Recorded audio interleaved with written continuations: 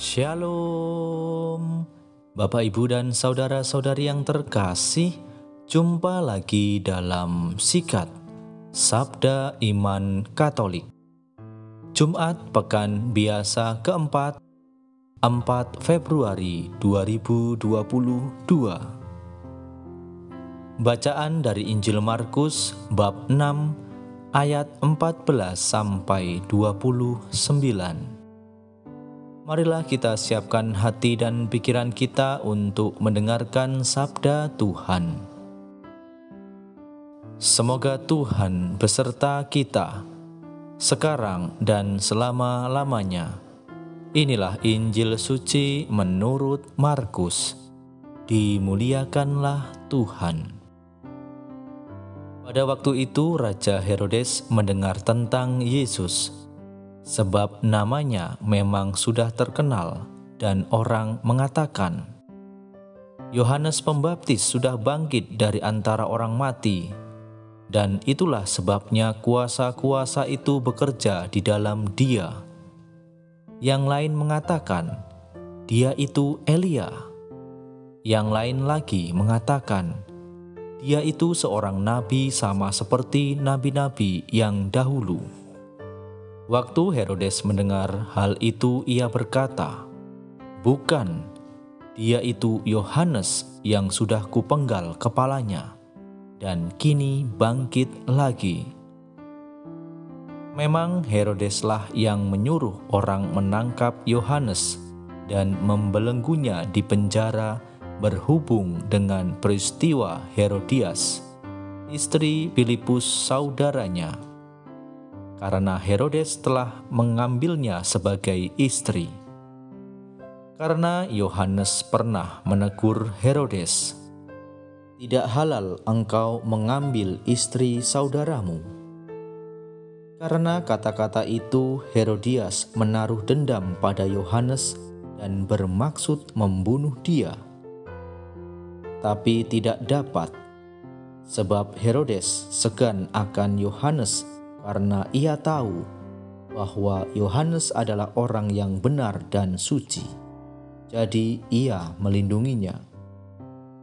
Tetapi setiap kali mendengar Yohanes, hati Herodes selalu terombang-ambing, namun ia merasa senang juga mendengarkan dia. Akhirnya tiba juga kesempatan yang baik bagi Herodias. Ketika Herodes pada hari ulang tahunnya mengadakan perjamuan untuk para pembesar, para perwira, dan orang-orang terkemuka di Galilea. Pada waktu itu putri Herodias tampil lalu menari, dan ia menyukakan hati Herodes serta tamu-tamunya. Maka raja berkata kepada gadis itu, mintalah daripadaku apa saja yang kau ingini, maka akan kuberikan kepadamu. Lalu Herodes bersumpah kepadanya, apa saja yang kau minta akan kuberikan kepadamu, sekalipun itu setengah dari kerajaanku. Anak itu pergi dan menanyakan ibunya, apa yang harus kuminta? Jawab ibunya, kepala Yohanes Pembaptis. Maka cepat-cepat ia pergi kepada raja dan meminta, aku mau supaya sekarang juga engkau berikan kepadaku kepala Yohanes Pembaptis dalam sebuah talam. Maka sangat sedihlah hati raja, tetapi karena sumpahnya dan karena segan terhadap tamu-tamunya, ia tidak mau menolaknya. Raja segera menyuruh seorang pengawal dengan perintah supaya mengambil kepala Yohanes. Orang itu pergi dan memenggal kepala Yohanes di penjara. Ia membawa kepala itu dalam sebuah talam dan memberikannya kepada gadis itu, dan gadis itu memberikannya pula kepada ibunya. Ketika murid-murid Yohanes mendengar hal itu, mereka datang dan mengambil mayatnya, lalu membaringkannya dalam kubur. Demikianlah sabda Tuhan. Terpujilah Kristus.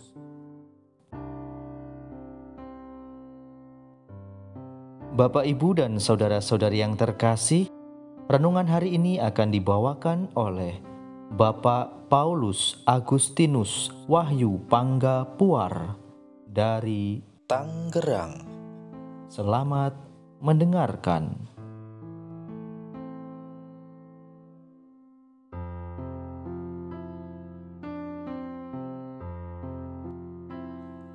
Salam, saudara-saudari terkasih, dalam nama Tuhan kita, Yesus Kristus. Salam sehat. Dalam bacaan Injil Markus tadi, kita telah mendengar bagaimana akhir dari kisah hidup Yohanes Pembaptis. Diceritakan bahwa pada mulanya Herodes Antipas, atau yang kita kenal sebagai Herodes, yang adalah Raja Galilea dan Perea, serta anak dari Herodes Agung, melakukan tindakan yang menyimpang dalam hukum Yahudi. Ia dikatakan menikahi Herodias, istri Filipus, saudaranya. Yohanes Pembaptis kala itu menentang pernikahan tersebut, sehingga harus dipenjarakan oleh Herodes. Pada akhirnya, nyawa Yohanes Pembaptis pun tidak selamat karena pemenuhan janji bagi anak Herodias dalam pestanya. Ia menginginkan kepala Yohanes Pembaptis dalam sebuah talam. Kematian Yohanes Pembaptis bukan hanya tidak umum, tetapi sangat tidak pantas, sebab ia mati oleh karena dendam, situasi politis, jabatan, dan yang utama, karena kebenaran yang disampaikannya. Sebagai seorang Kristiani, salah satu tindakan kasih kita kepada sesama adalah memberikan teguran terhadap penyimpangan yang terjadi di sekitar kita. Hal ini adalah juga tuntutan kita sebagai orang Kristiani, karena dalam Kristus ada kasih dan kebenaran. Kasih itu dapat nampak dengan sikap memberi, salah satunya memberikan perhatian kita terhadap kesalahan atau penyimpangan. Sikap ini tidaklah mudah. Berani menegur dan menyatakan kebenaran itu mengandung resiko. Kita bisa kehilangan banyak hal. Ketika melihat suatu penyimpangan, tidak sedikit dari kita memilih bersikap diam terhadap kesalahan seseorang. Hal ini mungkin langkah yang membuat kita aman dan jauh dari resiko buruk. Namun betul, kita dapat hidup dengan aman dan tenang. Tetapi itu tidaklah dalam kebenaran iman kita.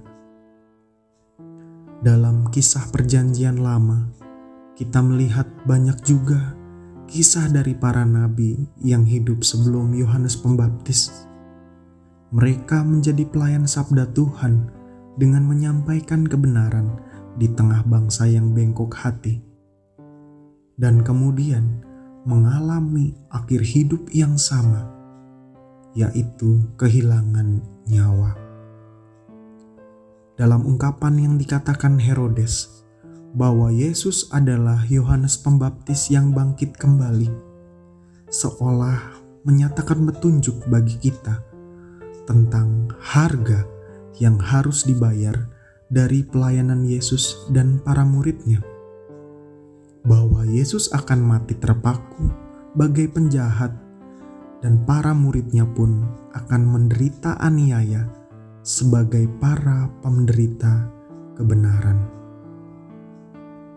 Menjadi pengikut Kristus sejati berarti siap menjadi pemberita kebenaran di tengah situasi yang penuh penyimpangan. Kita disadarkan bahwa menjadi pemberita kebenaran ada harga yang harus dibayar. Ketika berdiri teguh dalam kebenaran, kita mungkin tidak sampai kehilangan nyawa, tetapi kehilangan teman, orang terdekat kita, kehilangan pekerjaan, kehilangan reputasi, dan lain sebagainya. Maka mulai dari sinilah iman kita diuji. Apakah kita siap berdiri di atas kebenaran dengan segala resikonya? Ataukah kita akan ikut berlaku menyimpang asal hidup nyaman? Semoga Tuhan selalu menyertai hidup dan pelayanan kita. Amin.